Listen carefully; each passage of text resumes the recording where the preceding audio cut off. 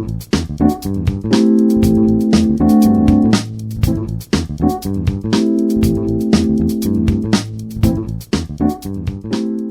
this cylinder is a few things.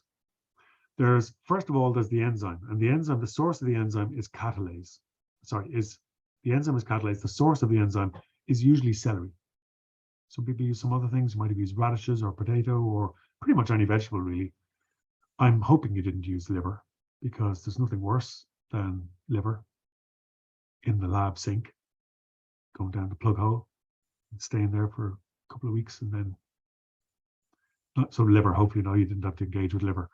A lot of catalase is one of these enzymes that's in most living things, right? So any kind of vegetable will do it. So celery is kind of a usual one. You can blend it up. It's lots of liquid in it. You can blend it up and filter it, and you get this celery juice, and you use that as your source of catalase, right? Now, what catalase does is catalase breaks down hydrogen peroxide into oxygen and water. Now, actually, hydrogen peroxide, if you just pour a glass of hydrogen peroxide, it looks kind of like water, and it's H2O2. So it's very similar to water, but H2O2, hydrogen peroxide, will break down slowly into water and oxygen, right? If you add catalase to it, it speeds up the whole thing, so it all happens in like a few seconds, okay? So you get oxygen being released, and it's the oxygen bubbles that we are trying to measure the volume of. And the way we do that is by adding a couple of drops of detergent, so that when the bubbles start to form, then it's a bit like pouring a glass of 7-Up. You know, when you pour a glass of 7-Up and it fizzes up and then just goes straight back down again? That would happen in this case, except for the fact that we've added a couple of drops of very liquid detergent. And so what happens is the foam goes up, but doesn't go down again. Excuse me. So the foam, the volume of foam, let's sneeze again, just 1 second. Nope. The volume of foam goes up, and that's what you measure per unit time. So in 1 minute, you measure the volume of foam that has resulted, and that's our rate of enzyme activity. Okay. So you do that, and we're looking at, if you look at this experiment here, this experiment is to investigate the effect of pH. So included in, along with the celery juice, that's the enzyme, right? The catalase in the celery juice, the substrate, which is hydrogen peroxide, and a couple of drops of fairy liquid. Apart from that, you add what's called a buffer solution. And buffers come in all kinds of different pHs you can get. And what they do is they fix, or they keep the solution that you put them into at a fixed pH, and they don't let the pH move. So they keep the pH constant. So you can get a buffer for pH 2, 4, 6, 8, 10, whatever you want. And we pick about 3 or 4 different pHs, and we set up 3 or 4 different cylinders with pH, say 4, pH 7, pH 9, pH 12, something like that. And we run them all at the same time, right? So we put them all in, put all the reagents in, except, leave out maybe the hydrogen peroxide until the last second. And then at the same time, you add your hydrogen peroxide to all 4 cylinders, start the clock. At the end of 1 minute, you measure the volume of foam that's in each cylinder, and you record that in a table, right? And then you plot, on the bottom of a graph, you plot pH, 1, 2, 3, 4, 5, 6, up to 14, 0 to 14 on your bottom x-axis, and on the y-axis, you have volume of foam produced per minute, which is rate of enzyme activity. And so whatever that is, centimeters cubed per minute, that's your rate of enzyme activity. So you get a curve, like the curves that we saw in the slideshow. Okay. Now, this water bath is there if you're asked, because you're changing, in this case, in this experiment, you're changing the pH. So all other factors that could affect the rate of enzyme activity need to be maintained, kept constant. And chief among them is the temperature. How do you keep the temperature constant? A water bath, apparently.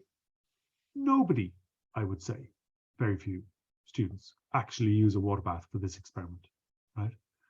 They just do it on the bench, and they're all the same temperature, because it's the room temperature, whatever that is, 18 degrees, right? and catalase works fine at 18 degrees. So, but that's not what you say in the exam. What you say in the exam is, oh yeah, we used a water bath. Of course we did. Everyone used a water bath. We had a water bath set at 30 degrees centigrade, 25 degrees centigrade, 20 degrees centigrade. It doesn't really matter as long as you say that it was kept constant by using a water bath. Okay, so that's important. And then once you've got everything lined up, the last thing you add is the enzyme, or sorry, the substrate, the hydrogen peroxide, and you wait for it. Okay, so that's the one where you measure the effect of pH on the rate of enzyme activity. It's almost exactly the same experiment to investigate the effect of temperature, right? And in this case, you do need multiple water baths, because what you're keeping fixed now is you use the same buffer, pH 7 or pH 9. In different, some people find pH 9 works really well, some people find pH 7 works really well. Either is acceptable in the exam. So you'd have a series of water baths now, and that's what you're changing. And so you're keeping the pH the same, keeping the volume of the enzyme the same, keeping the volume of substrate the same, and then the only thing you're changing is the pH of is the temperature. So you might have like ice water, nothing's going to happen there. You might have 20 degrees centigrade, 40 degrees centigrade, 60 degrees centigrade. There's four temperatures. That would do you fine. And again, you're going to get this curve: temperature on the bottom, rate of enzyme activity, volume of foam per centimeter cube per minute on the y-axis, and you get this curve. This is a kind of a side activity. It's for higher level only, but it's important, and it's different to the other ones. Okay, so all you need here is two cylinders, two graduated cylinders, and into one you put boiled celery juice. So you take your celery juice and you boil it for 10 minutes. And what happens is, what we're trying to see is that going to denature the catalase? And yes, it absolutely, of course it does. So you heat it for 10 minutes, then you cool it again down to the optimum temperature for enzyme activity, let's say 25 degrees centigrade, or at least, temperature at which the enzyme will work. And then cooling it down is really important, because you have to give it the opportunity to be able to work. It's not going to work at 100 degrees centigrade anyway. So you boil it 10 minutes, then you reduce the temperature down, and then you test it. And you two cylinders, because in one cylinder you do the usual thing, the buffer at pH 9 or 7, you put the substrate in there, that's the hydrogen peroxide, put a drop of detergent in, and in the other one it's exactly the same, but into this one, into the first one, you put the denatured enzyme, the heat treated enzyme, and into the other one you put unheated enzyme. So what's the second one for? It's a control. So if you remember what controls are, if we think carefully about what controls are for, yes, they're for comparison, but what they do is they are it's the experiment that's carried out in parallel to the test. But the difference with the control is you take out the thing that you're testing. Everything is exactly the same, except you remove the thing you're testing. What are we testing in this case? Heat. So we don't heat the celery for the control. You do heat the celery for the investigation on heat denaturation. Okay. So that's the control. And of course the control work, you get activity in the control, it foams up, you get enzyme activity. You don't get a squeak out of the one that you've heated for 10 minutes, boiled for 10 minutes, no foam. Last one is the immobilization experiment. So you've got your either enzyme, or most people do yeast cells. So you get your yeast and your sodium alginate, and you make this kind of slurry with it.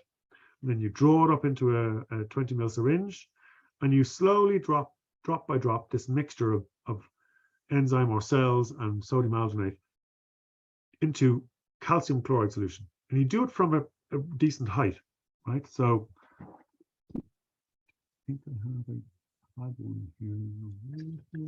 I'm just rummaging around here for a ring.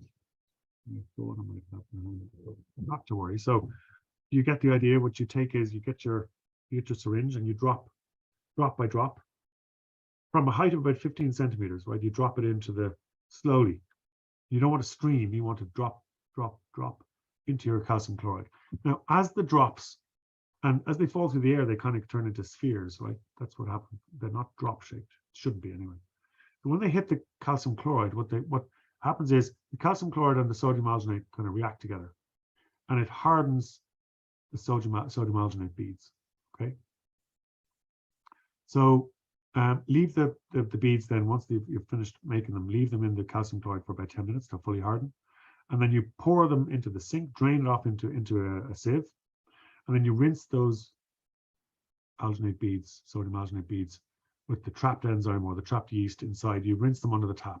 Right? What are you doing that for? Two things. You're reducing any unbound enzyme. That's one of the main reasons. But also, you're getting rid of any salt that's formed. Because actually, there's a reaction between sodium alginate and calcium chloride, giving you sodium chloride. So just in case that has any effect, you wash the beads to get rid of the sodium chloride.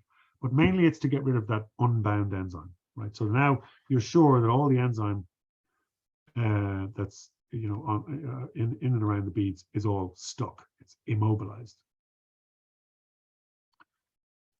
Once you do that, then you can take your enzyme, take your beads, and you can do just exactly what we had in the picture in the last slideshow, right? Put them into some sort of a like a funnel, yeah, or if you've ever used a separating funnel, a tap funnel, or any kind of like long open at both end container. And so if you can have some way of collecting what comes out the bottom, then you pour in the top, pour sucrose solution that's been warmed to the temperature, the optimum temperature for sucrase activity or invertase activity. Actually turns out that about 42 works really well. Pour that in, let it trickle down through the beads, and what comes out the bottom is a mixture of glucose and fructose, and probably sucrose as well that hasn't fully been broken down, right? How would we know that? You use these glucose test strips, right? So they're like a pH indicator paper that changes color depending on the amount of glucose that's in there.